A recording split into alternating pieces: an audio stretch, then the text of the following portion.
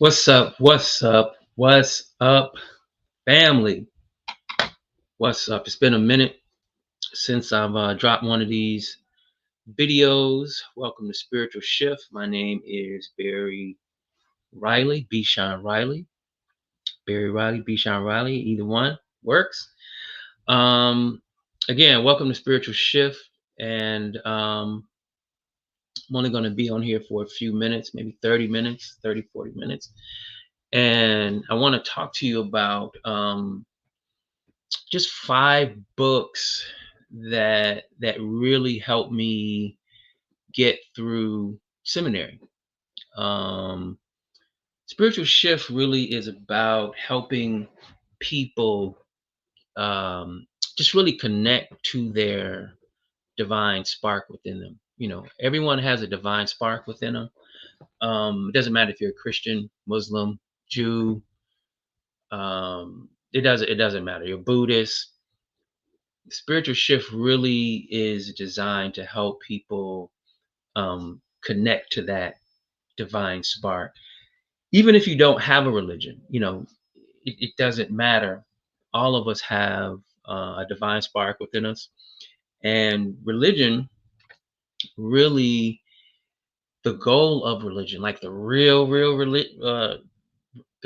purpose of religion is to help us get to that divine spark. Now, there's some other reasons, there's some other things that religion is doing, traditional religion. I don't care what religion it is, Christianity, Islam, Judaism, it doesn't really matter. But at the core of those religions, at the inner sanctum of those religions, there's a divine spark. And it really, for people that really know how to look, how to search, that divine spark is really supposed to tap into your divine spark inside of you. And that's what spiritual shift is about. It's really helping people get to that spark, tap in to that divine inside of you, and then grow that spark into um, a light, a little light. That's what the for those of you all that are Christians, this little light of mine, I'm gonna let it shine. That's what that song is actually about. Is tapping into that light inside of you, um, and developing that light so that it becomes a flame. And we'll talk more about that a little later. But yeah, that's what spiritual shift is all about. Helping people, whether you're in a religion, whether you're not in a religion, get into that divine spark and really grow yourself spiritually. So today, for like I said, for a couple minutes, I'm not going to be on here long, 30 minutes, maybe 40. I'm going to talk about 5 books that helped me literally get through seminary. I was in seminary many years ago, and I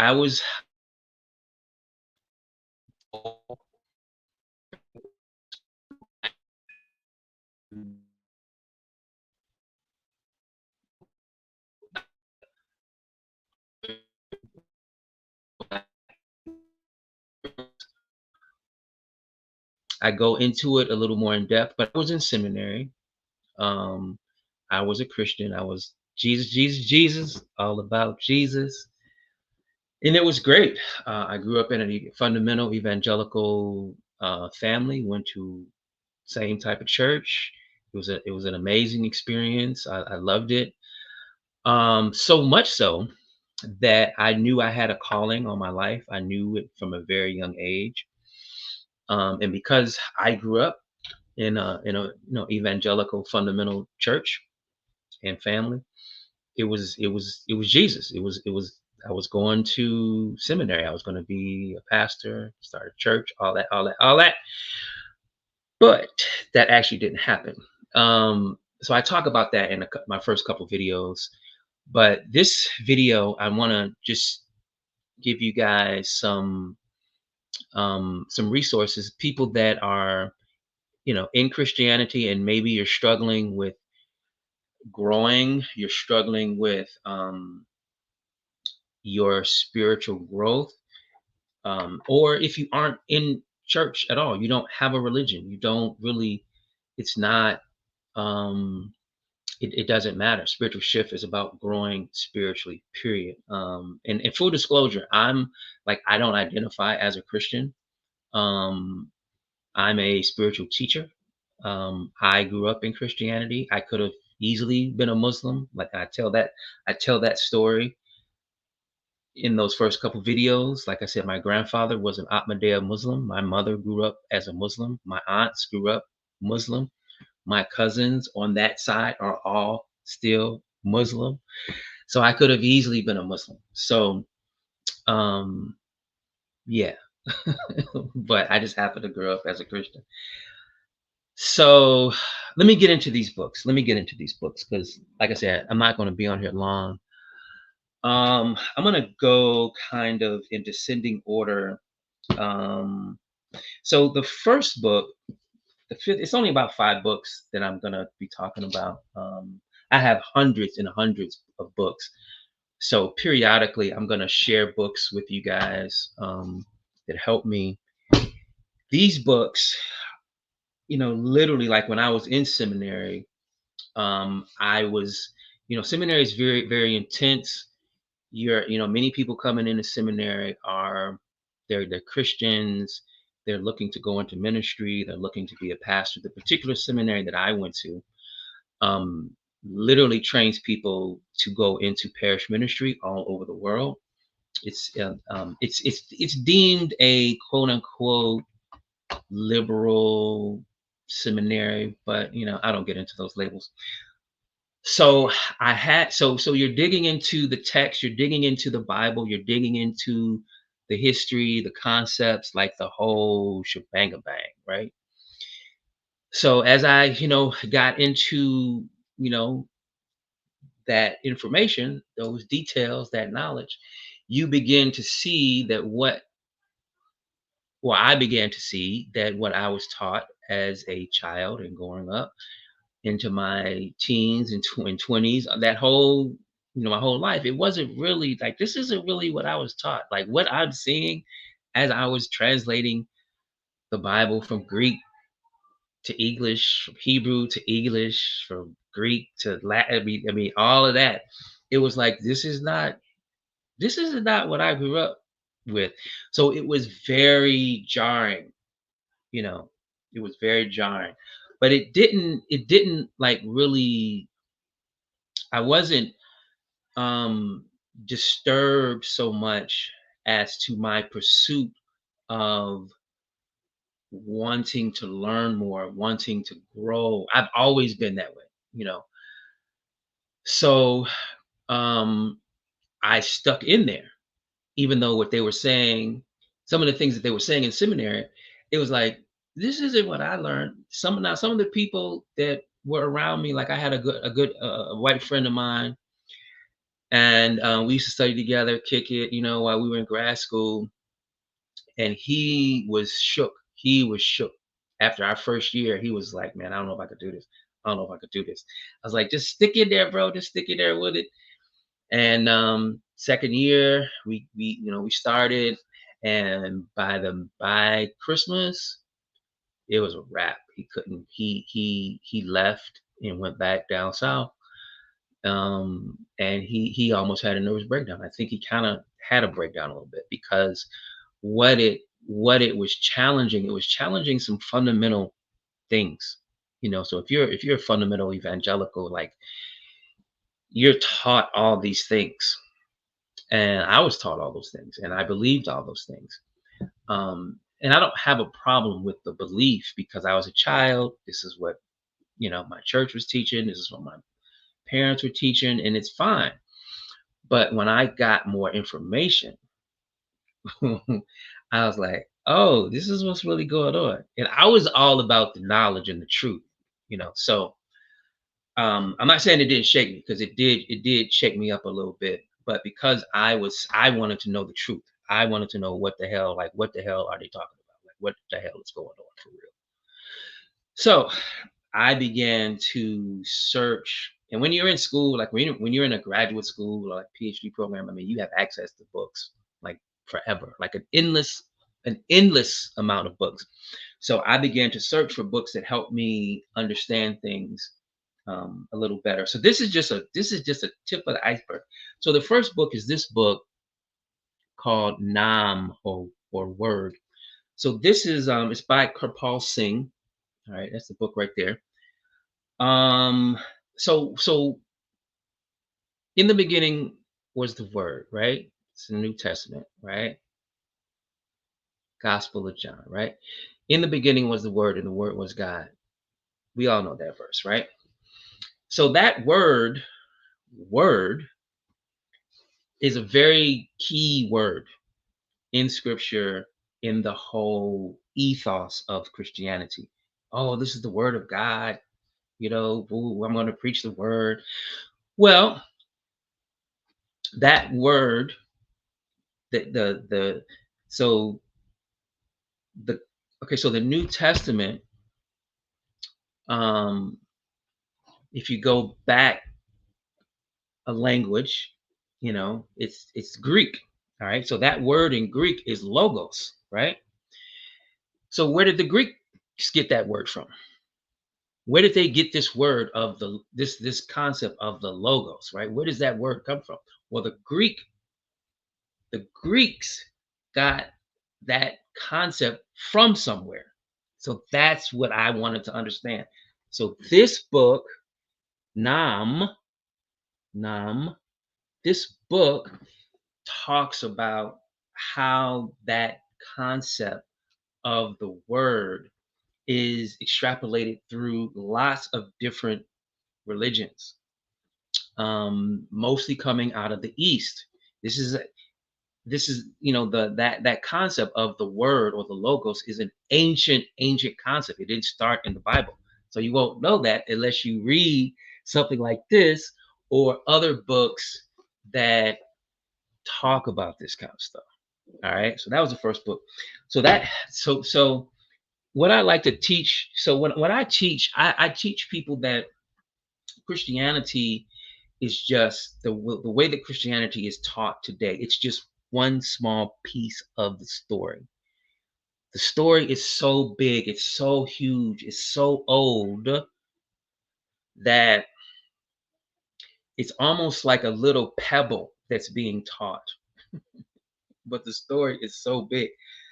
So what I've come to understand, what I've come to my approach really is that I'm a puzzler. I'm putting together a puzzle, an ancient puzzle of a story that is about humanity that's so old. It goes way back before Christianity. All right. So I just wanted to mention that. The next book is this book called The Yoga. If I can see that, called The Yoga of the Christ. All right. By Ravi Ravindra. Yoga of the Christ. Now, yoga is gotten popular in the West. The poses, the exercise poses, and all that kind of stuff, which is excellent. All right. I recommend that type of yoga for anybody. All right. It's very, very good. That's not what this is talking about. That's not what this is talking about. All right. That's not what this is talking about. The yoga is simply means union. It means union. All right. And the yoga, this book talks about um the mystical aspect of. I'm trying to get the book straight so you can see it. This book talks about the concept of the union, the spiritual soul union with the divine, what it's really about. Okay. In Christianity, there's a concept of salvation, you know, accept the Lord Jesus Christ into your heart and you will be saved. Hallelujah. All right. That's the way it comes out in Christianity. All right. this book breaks all that down like ridiculous. And it talks about the union of the soul and the spirit, what it really is. And it goes back so far before Christianity. It's just ridiculous how ancient this is. And this is also coming from the perspective of the East, right? This is an Eastern perspective of what that he uses the Gospel of John. He uses the Gospel of John. You see, the Gospel of John is very different than a lot of the other Gospels. It's very mystical. See, this is what I'm saying. The Gospel of John talks about a lot of different concepts that are very different than the other Gospels. So that's why he uses the Gospel of John to talk about. He sort of cracks open what the John is talking about and places it in an ancient context and says this is really what union with the divine, what your soul is really trying to do. Um, so that's this book. Now remember, I'm in seminary. Seminary is about, you got to read and you got to write, you got to interpret, and you got to translate, and you got to. So I'm writing papers. Seminary. It was nothing to have a 30-page paper due, several in a quarter. Like multiple 30, 40-page papers, like all the time. So I'm constantly combing through books, constantly combing through research and knowledge, and trying to understand and trying to correlate the Bible words, what they mean, where did they come from, you know,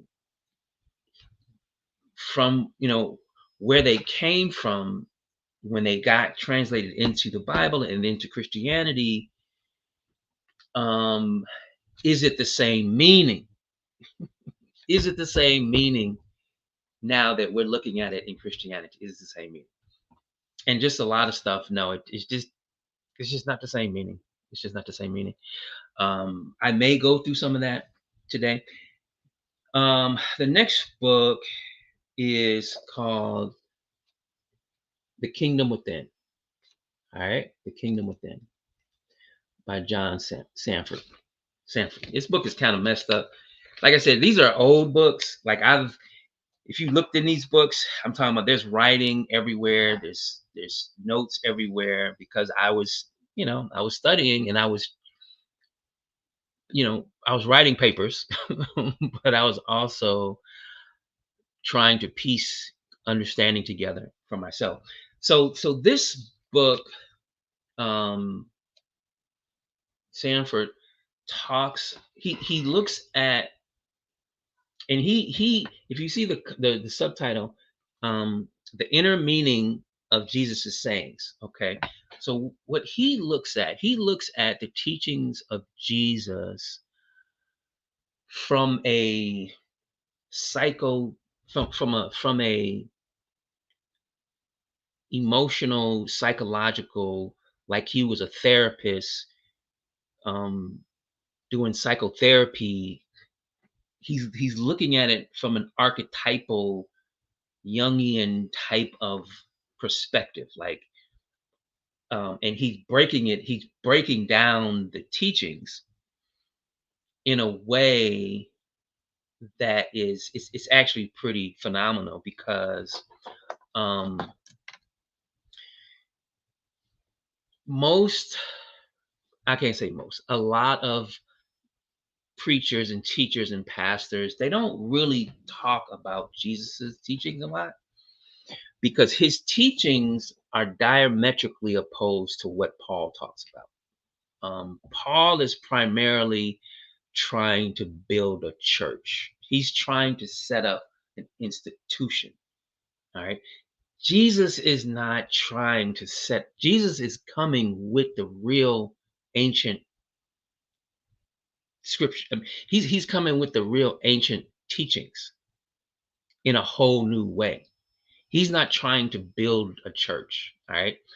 And in this book, he talks about the inner workings of those teachings and what he's really talking about from a human perspective, from a psychological perspective. And from my own personal perspective, because and this is all just basic stuff, it's basic stuff in the sense that if you look at Jesus's teachings, he's in line with all of the ancient teachers that have come, that have taught, that have laid out the kingdom and the soul and the path and the way to be divine, which is what the goal is. The goal is to be divine, is to take this spark and blow it up. And that type of dude was not interested in setting up a church or an institution. That's not the teachings. That's not what Jesus was talking about. That dude would have never been interested in setting up a church, especially one that's trying to dominate the world. That's not Jesus. There's nothing in Jesus' teachings that substantiate that. Nothing. He was trying to get people to go within because that's where the kingdom is. The kingdom is within, and that's what Jesus was talking about. So that's the kingdom. I'm sorry, I'm messing up stuff. So that's the kingdom within. All right. The next book, and this is one of my favorite books. I have a lot of favorite books. This book, and you could, if you can't really see it, but it's tattered and torn. I'm surprised that the cover is still on the book, but this is one of my babies because this book right here, and this isn't even the only one. I have other books that are just so special to me.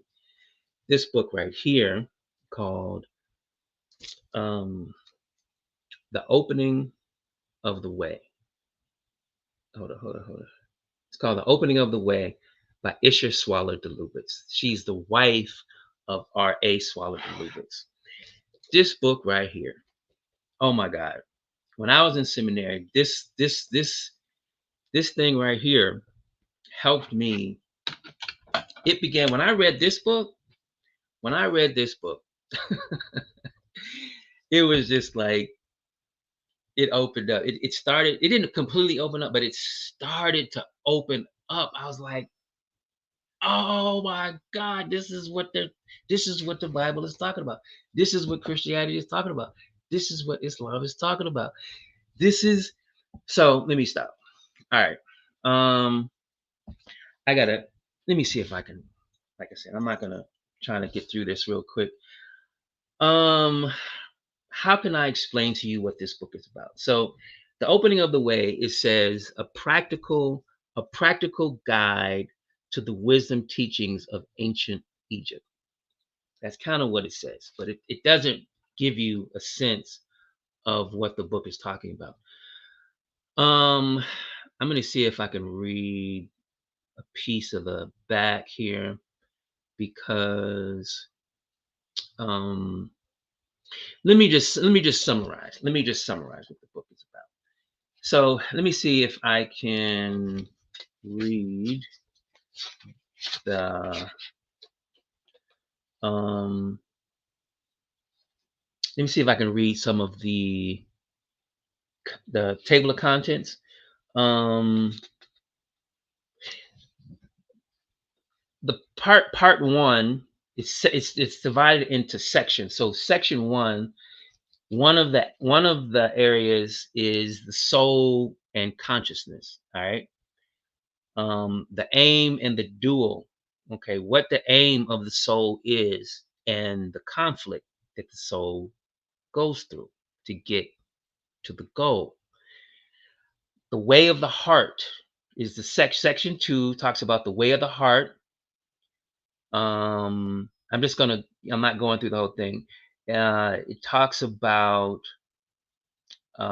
sex, the name of the The chapter is called The Sexual Problem. And I'll maybe get back into that a little later. Another section, it talks about reincarnation and karma. Another part talks about the Son of Man and the Son of God. So what the last part, she talks about peace, joy, um, and throughout the book, she does a lot of work on tying the physical organs and explains how the physical organs relate to our spiritual pursuits. All right. But what she does in this book. So I'm going to try to explain this. That ancient pre Christianity, right? The world was a totally different place. And if you go back and listen to my first couple videos, I explained how modern day Christians, modern day people, they don't really understand the geopolitics of religion and how religion has moved on the planet through the centuries and millennia. That you can't religion and politics are like this. They've always been like this. And as far as I can see, they're going to always be like this. There's no separation of state and religion. It's not. In the present system, society that we live in, it only appears to be that way, but it's never been that way. Pre Christianity, it was out in the open. The politics in the society, in the money, in everything, it was all, and then the religion, it was all together. All right. So that's that. Now, in this book, The Opening of the Way, what Isha does is and this is like a primer. You know what I'm saying? You see how thin this book is. So she packed a lot of information. What she does is that she gives you the framework of a world view of spirituality and religion that predated Christianity. And then she helps you connect it to present day Christianity. So you see how when Christianity was formulated, because it was formulated from concepts and philosophies and stories, it was formulated into a worldview, which is what we have today. So she basically takes you back through that and says, this is the ancient meaning of things, you know, and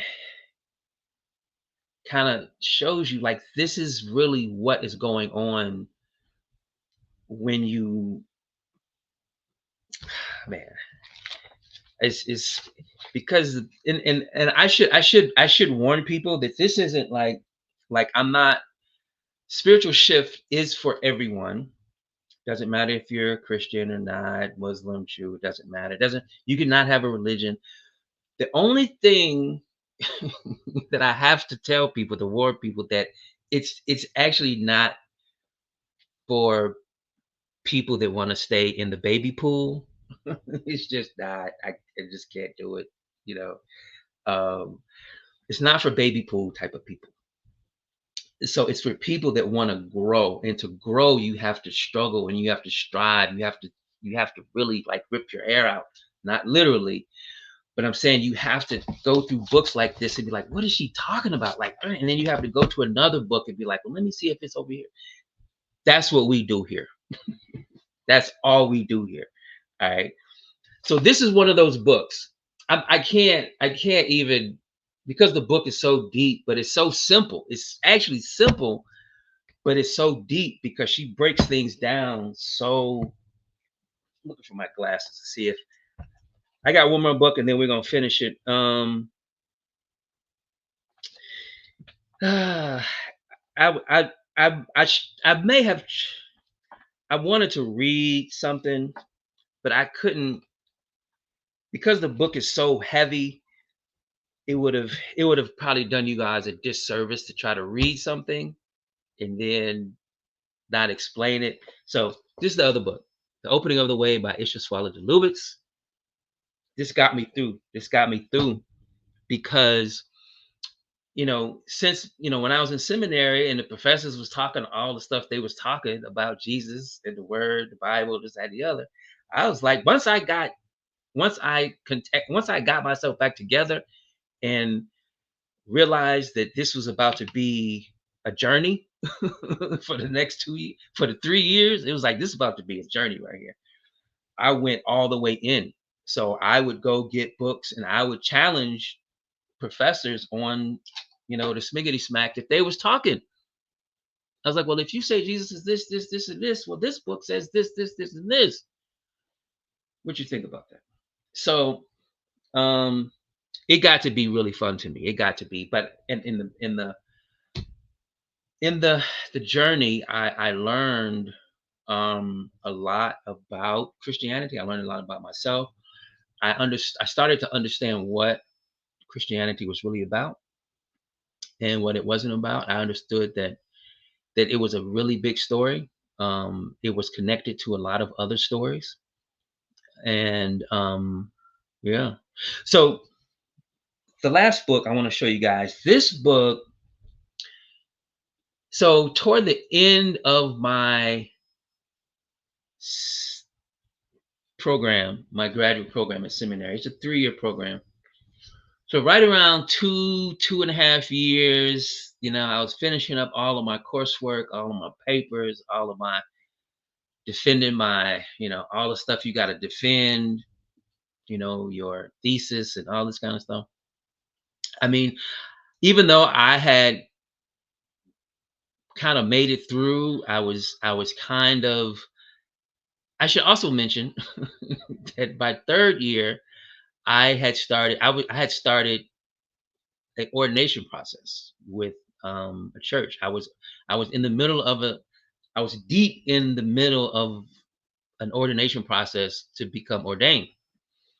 And right around 2.5 years, I got so frustrated with the pastor that I was working with because I have all of this knowledge in my head and I'm trying to push him and try to get him to think differently. And he just wasn't having it. He was just like, no, this is the word. And I was just like, man, I'm not about to do this with you. So I quit. I backed out. I was just like, man, peace. You can keep all that you talking about, man. I'm gonna go and find the truth and the knowledge that works for me. So I backed out of my ordination process. So which meant that, oh my God, I don't think I'm about to be a pastor right now. I mean, so I was spinning. I was maybe 4 or 5 months from graduation. You know what I'm saying? And I knew I was out there. I was like, my paper's about to be done. I got all of my stuff tight. I'm ready. I'm about to graduate in about 4 months. I think I'm about to be done with this. But I was like, but I don't think I'm about to be a pastor though. I'm like, this is crazy. So I was like where my white friend was 2 years prior. I was there. I was like, dude, I don't know what the hell I'm about to do with my life. Um, so I was in I like really old used bookstores, and I was in this bookstore close to where my school was, just walking around, and like an old bookstore, like this isn't like a Barnes and Nobles, or like this is like an old like book. And when you see this book, you're gonna know what I'm talking about. And I had stopped and I was just pulling out books off the shelf, but I was in a state. I was kind of messed up. I was like, I don't know what the hell I'm about to do. I just spent 60 racks on this graduate degree. I got to tell my mama I'm not about to go into the ministry. This is gonna be messed up, man. So I was in an emotional space at the time. So I pulled this book off the shelf, and this is the book right here. This book called The Path. Wait a minute, what is this? Can you see it? The Path. There we go. Of the Masters by Julian Johnson. This book broke it wide open for me. This book broke it all the way open for me. When I read this book, I knew that I was actually, and this isn't, I'm saying this, and I'm not saying this to judge anyone else. I'm never going to tell someone to leave Christianity.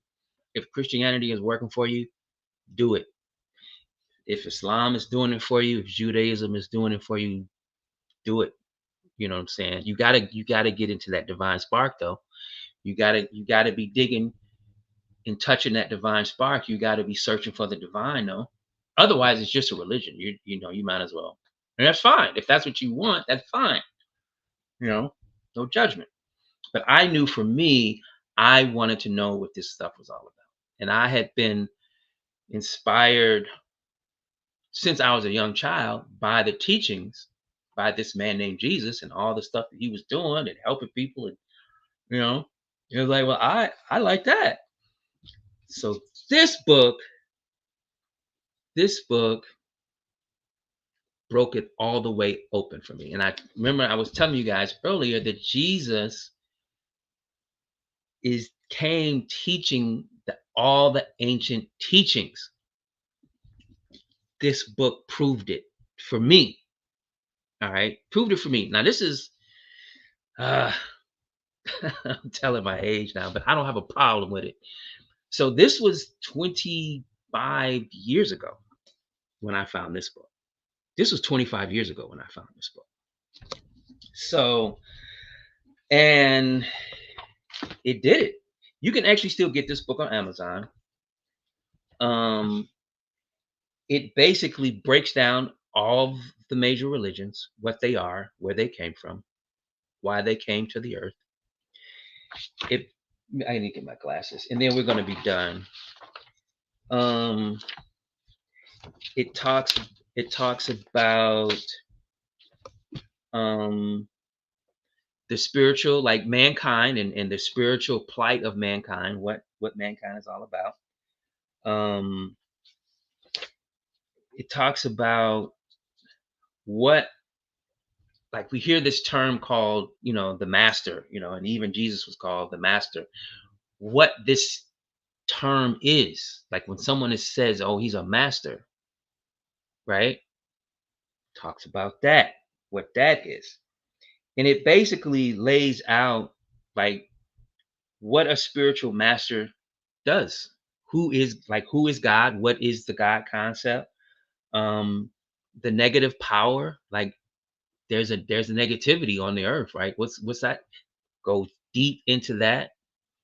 Talks about the parts of man, the body, the different immaterial parts. Like we're not just flesh and blood. There are other parts to our composition. Goes into all of that. I mean, it's just crazy. It was just for me back 25 years ago. I'm not going to go into everything it talks about, but this book basically, when I read this book, I already knew that I couldn't. I was like, I'm not sure what I'm about to do with Christianity. I'm definitely not about to be a pastor. I definitely can't start no church with all this stuff swirling around in my head. I got to find out what the truth is. When I got this book, it was okay. I was like, it's okay. I'm not crazy. I knew there was something more to this. And that book explained it to me. It helped me. And then from there, this is the book, Path of the Masters, Julian Johnson. And there's a crazy story to this book. I'm gonna tell you the story, and then we're gonna be done. There's a crazy story to this book. This guy, Julian Johnson, was a doctor, a white doctor. He ended up going to India study, and he studied under like an Indian master, so Indian guru. Um, Long story short, in this book, let me see what this book because this is an old book, as you can see. This book was originally it's an older book. I'm gonna find the date. Um, I want to say 1950s, 19 something like that, but it's an older book. This edition, 1972. Is that right? Um, I thought it was older than that, but it's an older book. Anyway, he had went to India, study with this Indian master. That the guy that so he had spent a lot of time studying with this Indian yogi, this spiritual master.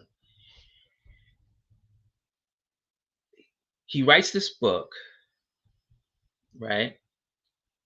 Years, 19, whatever I said, 1980s, 1970s, whatever.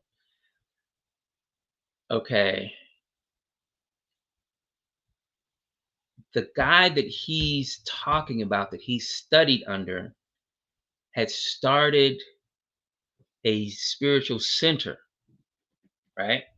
Had started a spiritual center. The guy that wrote this book, Julian Johnson, the guy that he studied with, had started a spiritual center years ago, and had long since passed and had turned it over to his successor, and I think maybe two more times. I come to find out that very spiritual center was located in a suburb of the city that I was actually living in. Where I was going to seminary, the, the guy that wrote this book, his teacher had started a spiritual center not far from where I was studying in seminary. I was like, what? I could get in my car fast enough to drive out there to see what the hell was going on. I was like, what the hell are y'all doing out here? What is this? So um so yeah. So yeah, man. So those are the 5 books, man, that helped me get through seminary. I hope that if any of you guys are on your journey, on your spiritual journey, on your path, um, don't uh, don't be discouraged. I'm not going to tell you not to be weary because you're gonna get weary.